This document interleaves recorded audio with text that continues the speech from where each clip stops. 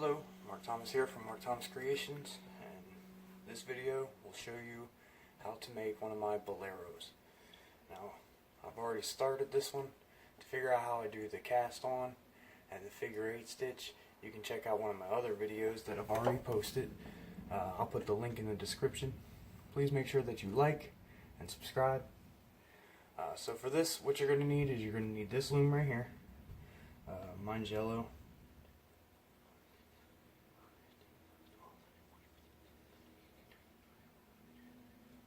It's got 48 pegs, rectangular loom, using the figure 8 stitch, which uses both sides. Now to make the Bolero, I'm using this this blue. It's a size 5. It's Charisma. You don't have to use that yarn, but like I said in other videos, that's the yarn that I like to use. So with this, you're going to need a loom hook, obviously with your loom. That's what mine looks like.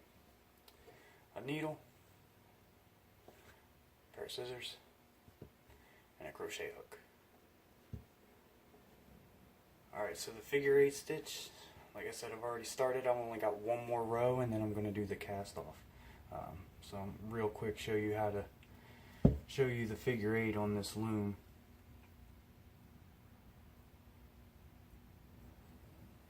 So you're going to wrap every single peg, alternating from right to left, wrapping around. This is the same stitch that I used for the cowl video that I posted. And you're going to do that going all the way down. And wrap all of the pegs, making sure that every single peg is covered. Not skipping any pegs, nothing like that. You don't have to use this particular stitch. This is just the one that I like the most.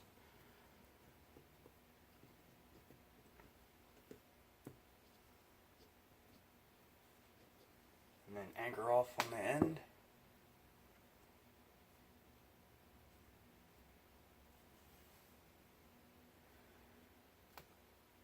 Now you got the bottom and the top on both sides, bottom and top.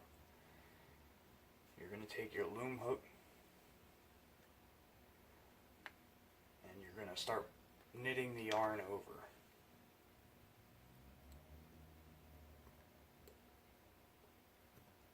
You're going to do this for every single peg on both sides. What I always do is always do one complete side and then turn it over and do the other side.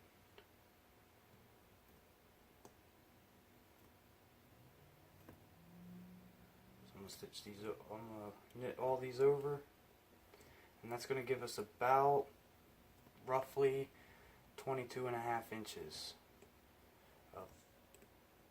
of knitted material.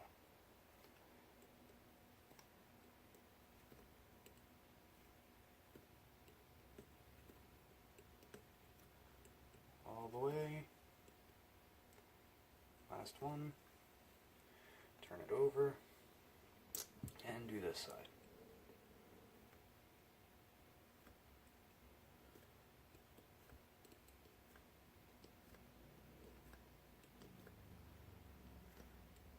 Now this should be fairly easy because I've told people in the past I can't read patterns. I don't know what most of the abbreviations mean, and most times if you Google an abbreviation, it's going to give you 500 different things that the abbreviation stands for, none of which are what you need them to be.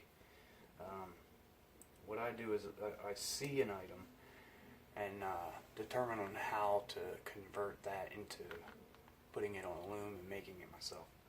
So once all the bottom is knitted over top of the top, you're just going to push it all down. Make sure you get all of it.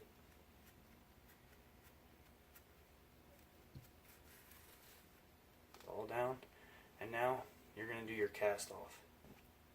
Now this cast off is going to be exactly the same as the cast off that I did in my cowl video. So feel free to slow this down, pause it, skip past it if you already know what you're doing.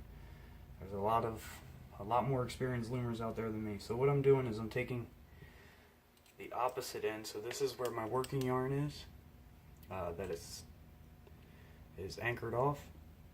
I'm taking the opposite end, and I'm going to grab this side, pull it over, put it on this peg. Once I do that, that'll give me 2 on this peg right here.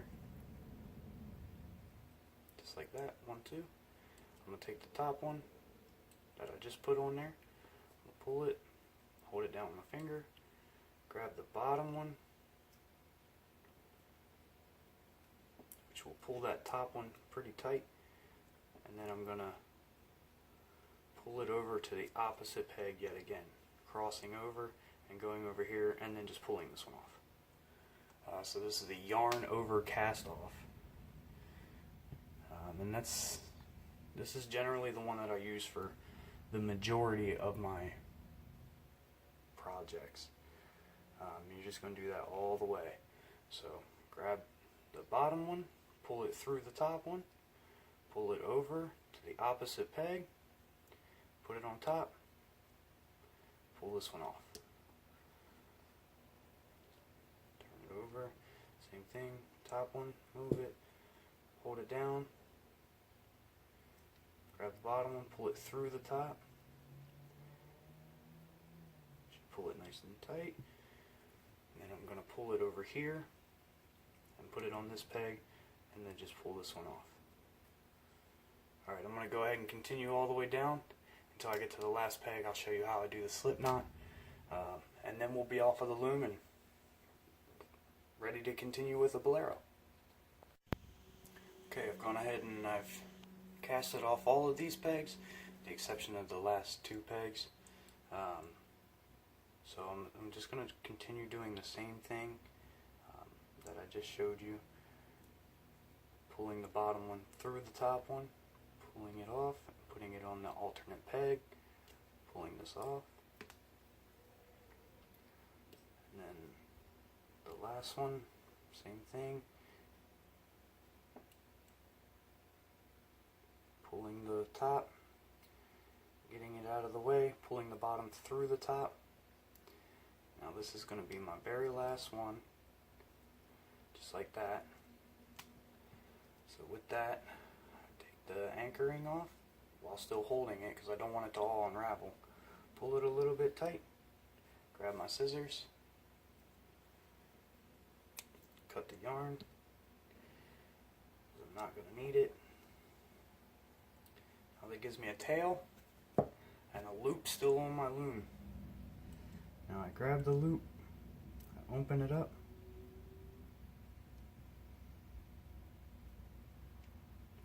insert my working yarn, my tail,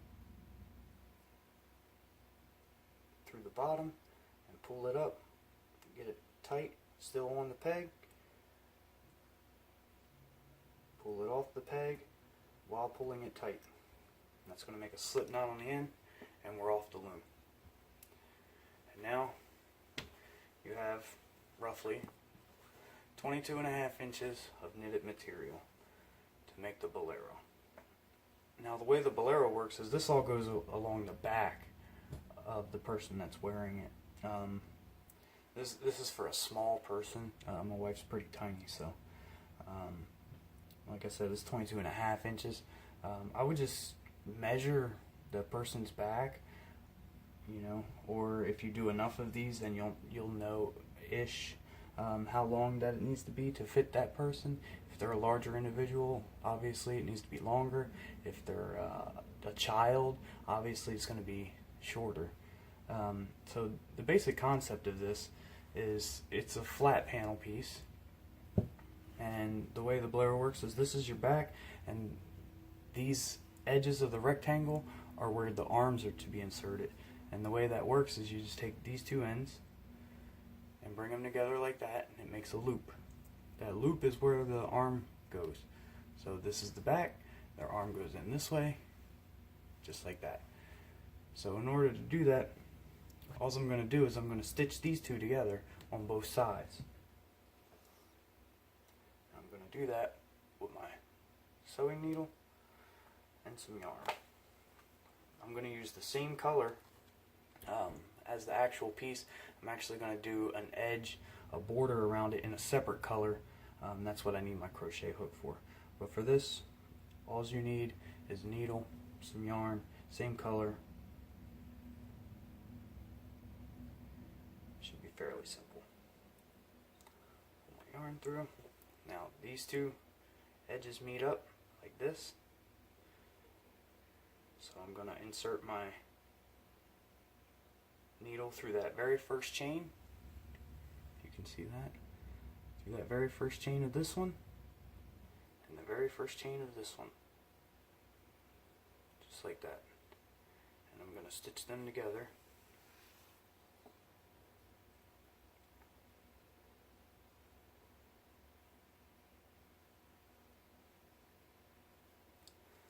That makes a loop. Tail it out of the way. Makes a loop. I'm just going to come up through the loop. Just like that. And there you go. They made a slip knot holding those two together. Now once that slip knot is achieved, what I do is I take the yarn again and just make a basic knot. That way it's not just tied once, it's tied twice, even though I'm going to crochet over it, and it's going to make it a lot more secure than it currently is. But that's the general concept. I just want it to be as secure as possible, that way it doesn't come apart. Flip it over, same thing on the other side. I'm going to find that first chain, just like that. Yep. I'll put these two edges together. Find that first chain where I started, just like that. Bring it through. Back through the same one, keeping that loop. Pulling it through. Tail out of the way. There you go, made a slip knot. And then I just go in and make another regular knot over top of the slip knot, that way it doesn't come loose while I'm working on it.